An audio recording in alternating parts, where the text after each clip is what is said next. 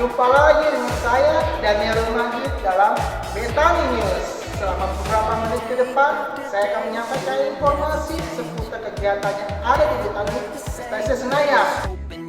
Dan dalam edisi spesial Hari Kemerdekaan ini, saya akan memberikan cuplikan singkat tentang sejarah Hari Kemerdekaan bangsa kita Indonesia. Untuk itu, tetap saksikan Betani News.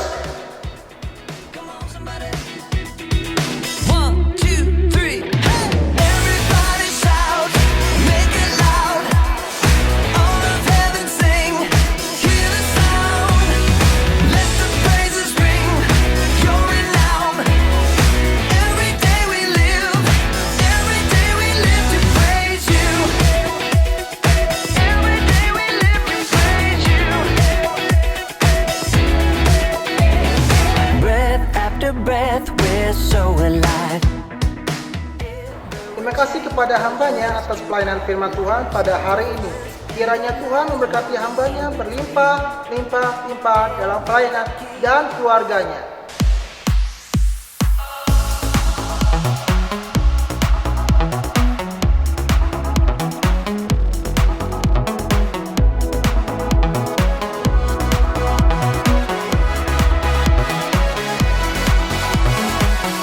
Waking up knowing there's a reason. All my dreams come alive.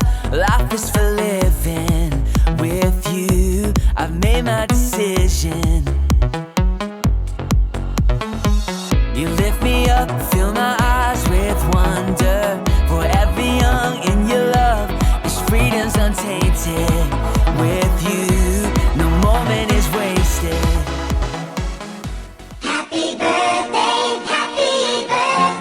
Kami mengucapkan selamat ulang tahun bagi Anda semua yang berulang tahun pada bulan ini.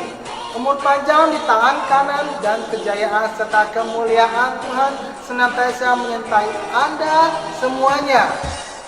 Jika nama dan tanggal lahir saudara belum tercantum di Wata Jemaat, harap segera mengunjungi konter jemaat untuk mengisi formulir yang telah disediakan.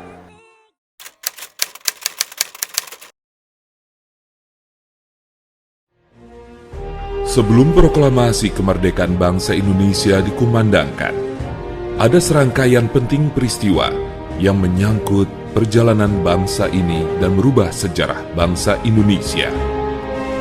Pada 14 Agustus 1945, pasukan Jepang menyerah tanpa syarat kepada pihak sekutu. Berita ini diketahui oleh kalangan pemuda bangsa Indonesia di Bandung pada 15 Agustus 1945. Melalui berita siaran radio BBC London.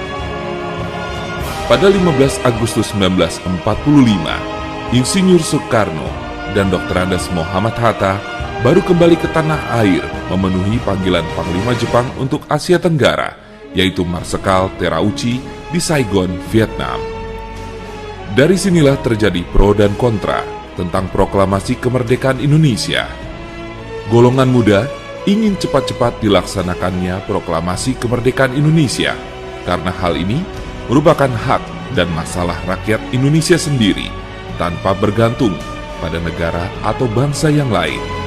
Sedangkan golongan tua menginginkan bahwa kemerdekaan Indonesia harus dilakukan secara terorganisir.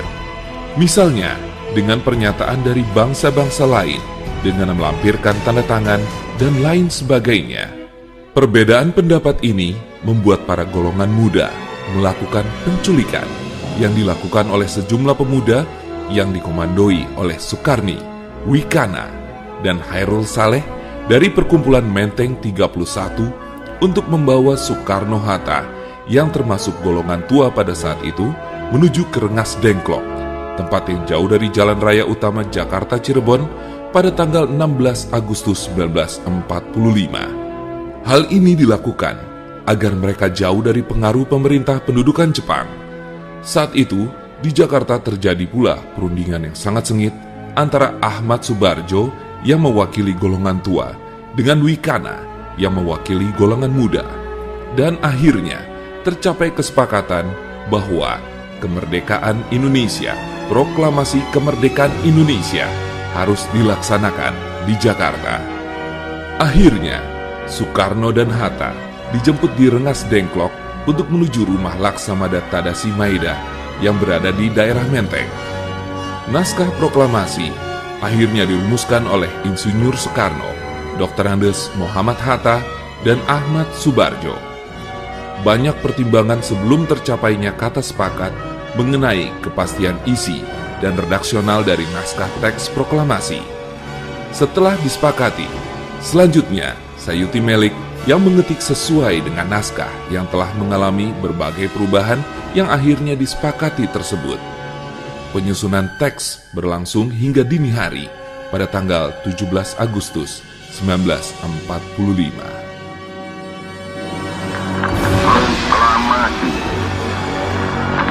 Kami, bangsa Indonesia, dengan ini menyatakan kemerdekaan Indonesia.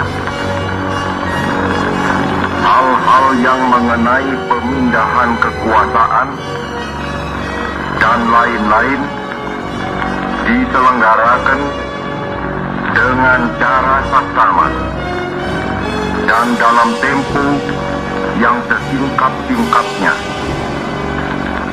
Jakarta, 17 Agustus 1945, atas nama bangsa Indonesia, Soekarno Hatta.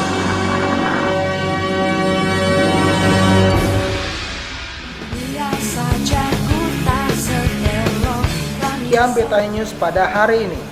Info tambahan untuk SOM Sekolah Orientasi Melayani akan dimulai pada tanggal 30 Agustus 2015.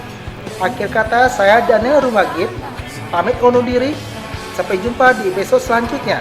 Tuhan Yesus memberkati.